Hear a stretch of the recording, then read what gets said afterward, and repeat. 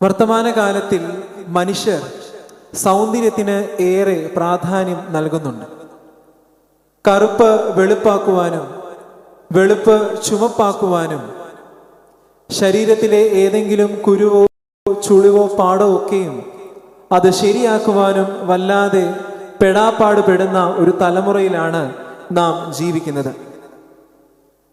വിവേകാനന്ദനും ചട്ടമ്പി സ്വാമികളും ശ്രീനാരായണ ഗുരുവുമൊക്കെയും തൊട്ടു തീണ്ടായ്മയ്ക്കെതിരെ ശക്തമായി പോരാടിയെങ്കിലും ബന്ധങ്ങൾ കൂടുതൽ കളറാക്കുവാനും വൈബാക്കുവാനും സുഹൃത്തുക്കളെ തെരഞ്ഞെടുക്കുന്നതിൽ പോലും ശരീരത്തിൻ്റെ സൗന്ദര്യവും തൊലിയുടെ നിറവും ഒക്കെയും മാനദണ്ഡമാക്കിയിരിക്കുന്ന ഒരു കാലത്തിലാണ് നാം ഇന്നും ജീവിക്കുന്നത്. എന്നാൽ 2000 വർഷങ്ങൾക്ക് മുൻപ് ശരീരം മുഴുവനും കുഷ്ഠം ബാധിച്ചതായ ഒരു മനുഷ്യനെ ക്രിസ്തു തൊട്ട് അവനെ സുഖപ്പെടുത്തുകയാണ്. ലേവ്യ പുസ്തകം 13-ാം അധ്യായത്തിൽ ഒരു കുഷ്ഠരോഗി പാലിക്കേണ്ടതായ നിയമങ്ങളെ പറ്റി അവിടെ പ്രതിപാദിക്കുന്നുണ്ട്. കുഷ്ഠരോഗി കീറിയ വസ്ത്രം ധരിച്ചിരിക്കണം. തലമുടി ചീകുവാനായിട്ട് അവൻ അനുവാദം ഇല്ല.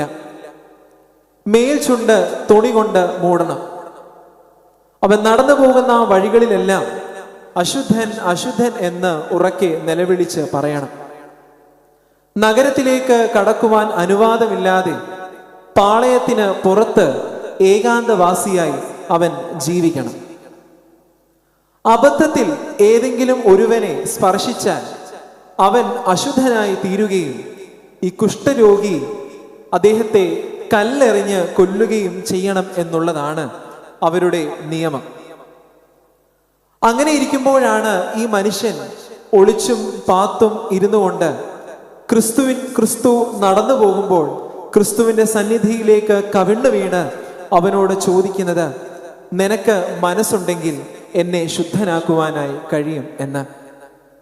യേശു തമ്പുരാൻ പറയുകയാണ്, എനിക്ക് മനസ്സുണ്ട് എന്ന്. ഒന്ന് ചിന്തിച്ചു നോക്കുക. അതിന് വിപരീതമായ ഒരു മറുപടി ആയിരുന്നു ക്രിസ്തു നൽകിയിരുന്നതെങ്കിലും എനിക്ക് മനസ്സില്ല എന്ന് ക്രിസ്തു പറഞ്ഞിരുന്നെങ്കിൽ ആൾക്കൂട്ടത്തിന്റെ കല്ലേറ് കൊണ്ട് ഈ മനുഷ്യൻ മരിക്കുമായിരുന്നു എന്ന് ഈ കുഷ്ഠരോഗിക്ക് നല്ല ബോധ്യം ഉണ്ടായിരുന്നു. പക്ഷെ ഈ മനുഷ്യൻ മരണത്തെക്കാൾ ഉപരിയായി വിശ്വസിച്ചിരുന്നത് ക്രിസ്തുവിൽ നിന്നും ലഭിക്കുന്നതായ ജീവന്റെ സൗഖ്യത്തിന്റെ അനുഭവം തന്നെയായിരുന്നു. ഈ മനുഷ്യൻ ചോദിക്കുന്നത്, എന്നെ ശുദ്ധനാക്കുവാനായി അങ്ങേക്ക് മനസ്സുണ്ടോ എന്നുള്ളതാണ്. യേശു തമ്പുരാൻ കൈ നീട്ടി തൊട്ട് അവനെ സുഖപ്പെടുത്തുകയാണ്. കൈ നീട്ടുക എന്ന് പറയുമ്പോൾ തന്നെ അതിൻ്റെ ഒരു അർത്ഥം ഈ മനുഷ്യൻ ക്രിസ്തുവിൽ നിന്നും ഒരു അകലം ഇട്ടുകൊണ്ട് ആണ് ഈ മനുഷ്യൻ നിൽക്കുന്നത്. ഈ മനുഷ്യൻ അകലം പാലിച്ചുകൊണ്ട് ക്രിസ്തുവിന്റെ സന്നിധിയിൽ നിൽക്കുമ്പോൾ ക്രിസ്തു അവനെ അരികിലേക്ക് ചേർത്ത് നിർത്തി അവന് സുഖം നൽകുകയാണ്. പലപ്പോഴും നമ്മുടെയൊക്കെ ജീവിതത്തിൽ ഇങ്ങനെ തന്നെയാണ് സംഭവിക്കുന്നത്. ക്രിസ്തുവുമായി ഒരു അകലം നാം ഇടുമ്പോഴും ക്രിസ്തു അരികിലേക്ക് വരുവാനായി അവൻ ആഗ്രഹിക്കുകയാണ്. അവൻ ചോദിച്ചത് സൗഖ്യം ആയിരുന്നു. പക്ഷേ വേദഭാഗം പറയുന്നത് യേശു തമ്പുരാൻ അവനെ തൊട്ടു എന്നുള്ളതാണ്. അതിന് വലിയ അർത്ഥതലം നിൽക്കുന്നുണ്ട്. ആ മനുഷ്യനെ സംബന്ധിച്ചിടത്തോളം കുഷ്ഠം എന്ന മാരകമായ രോഗം ശരീരത്തിൽ നിന്നും നീങ്ങി പോകുന്നതിനേക്കാളും ഉപരിയായി അദ്ദേഹം കൊതിച്ചിരുന്നത് ആരെങ്കിലും അദ്ദേഹത്തെ ഒരു പ്രാവശ്യമെങ്കിലും സ്പർശിക്കുമോ എന്നുള്ളതായിരുന്നു. ആരെയെങ്കിലും അദ്ദേഹത്തിന് സ്പർശിക്കുവാനായിട്ട് ഇടയാകണമേ എന്നാകാം അദ്ദേഹത്തിന്റെ പ്രാർത്ഥന. ഒരു പക്ഷേ പെറ്റ തള്ള പോലും ഈ മനുഷ്യനെ സ്പർശിച്ചിട്ടുണ്ടാവുകയില്ല. തൻ്റെ ഉറ്റ സുഹൃത്തുക്കളുടെ കൈപിടിച്ച് നടക്കണമെന്ന് ഈ മനുഷ്യൻ ഏറെ ആഗ്രഹിച്ചിട്ടുണ്ടാവാം. താൻ ഏറെ സ്നേഹിക്കുന്ന ആളുകളുടെ തോളിൽ അല്പനേരം വിശ്രമിച്ച് തൻ്റെ സങ്കടങ്ങൾ പറഞ്ഞ് കരയണമെന്ന് ഈ മനുഷ്യൻ കൊതിച്ചിട്ടുണ്ടാകാം. പക്ഷേ ആരും അദ്ദേഹത്തിന് ഒരു ഇടം നൽകുന്നില്ല. ക്രിസ്തുവിനോട് തന്നെ സ്പർശിക്കണമെന്നും എന്നോ തനിക്ക് സ്പർശിക്കണം എന്നോ ഒന്നുമുള്ള ആഗ്രഹം പറയാതെ ഇരിക്കുമ്പോഴും ക്രിസ്തു അവൻ്റെ ഉള്ളിലുള്ള ആഗ്രഹത്തെ തിരിച്ചറിഞ്ഞുകൊണ്ട് അവനെ സ്പർശിക്കുകയാണ്. ഒരുപക്ഷെ കേവലം വാക്കുകൊണ്ട് മാത്രം ഇദ്ദേഹത്തിന് സൗഖ്യം നൽകുവാനായിട്ട് ക്രിസ്തുവിന് സാധിക്കുമായിരുന്നു. പക്ഷേ ദൈവസ്നേഹത്തിൻ്റെ പാരമ്യത്തെ അടർത്തി കാണിക്കുവാനായിട്ടാണ് യേശു തമ്പുരാൻ അവനെ സ്പർശിക്കുന്നത്. അവൻ സൗഖ്യമാണ് ചോദിച്ചതെങ്കിലും അവൻ്റെ അന്തരംഗത്തിൽ നിലനിന്നിരുന്നതായ ഒരു സ്പർശനത്തിന്റെ സുഖം ലഭിക്കുവാനായി യേശു തമ്പുരാൻ അവനെ തൊട്ട് സുഖപ്പെടുത്തുകയാണ്. പ്രിയമുള്ളവരെ, പലപ്പോഴും ജീവിതത്തിൽ ചോദിക്കുന്നത് എല്ലാം ലഭിക്കണമെന്ന് നാം ആഗ്രഹിക്കാറുണ്ട്. പക്ഷേ ദൈവം അങ്ങനെയാണോ എന്ന് എൻ്റെ എളിയ ചിന്ത, എളിയ ജീവിതം എന്നെ അതിൽ ചോദ്യം ചെയ്യിപ്പിക്കുന്നുണ്ട്. നാം ചോദിക്കുന്നതിനേക്കാളും ഉപരിയായി നമുക്ക് വേണ്ടുന്നതിലും ഉപരിയായി നമുക്ക് നൽകുന്ന ദൈവവുമാണ് നമ്മുടെ ദൈവം. അതുകൊണ്ടാകാം ആ മനുഷ്യൻ ഹൃദയത്തിൽ വല്ലാതെ ആഗ്രഹിച്ചിരുന്ന സ്പർശനം നൽകിക്കൊണ്ട് യേശു തമ്പുരാൻ അവനെ ചേർത്ത് പിടിക്കുന്നത്. നാം സഞ്ചരിക്കുന്നത് നോമ്പിന്റെ പുണ്യ ദിനങ്ങളിലൂടെയാണ്.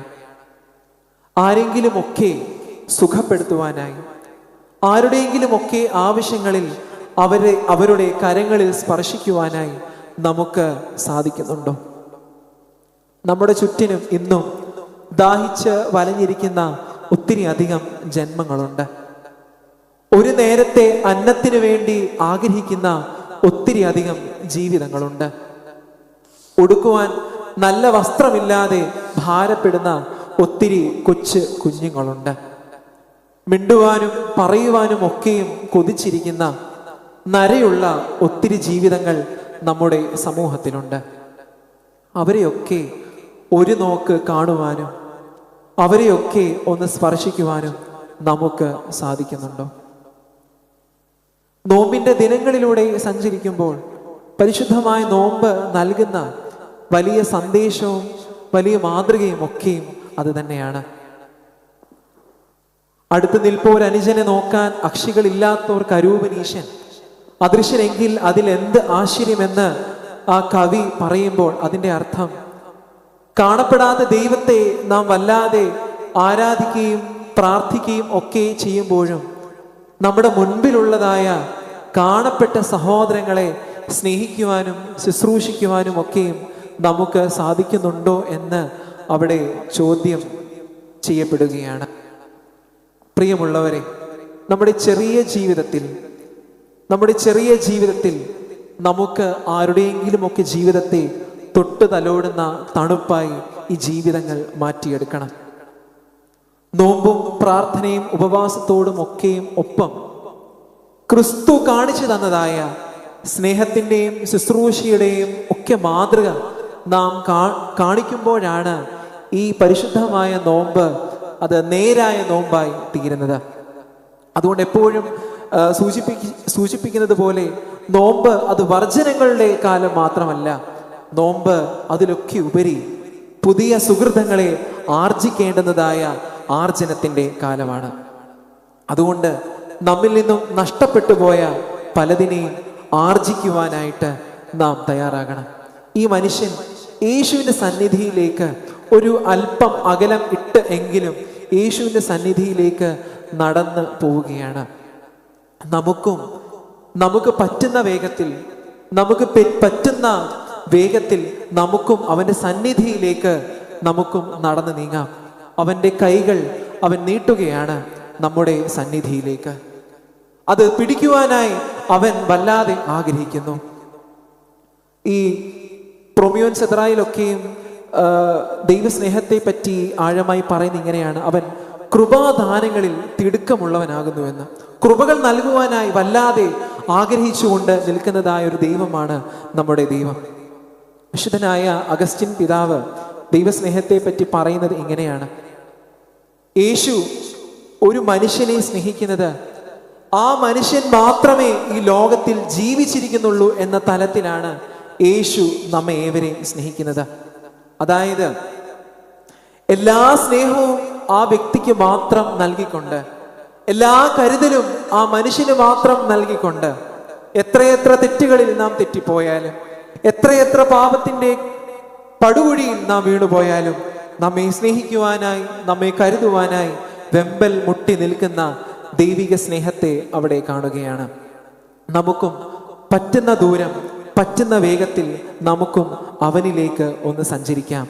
അവൻ നമ്മുടെ അടുക്കിലേക്ക് ഉറപ്പായും മടങ്ങി വരും. ദൈവം നമ്മേവരെയും അനുഗ്രഹിക്കട്ടെ.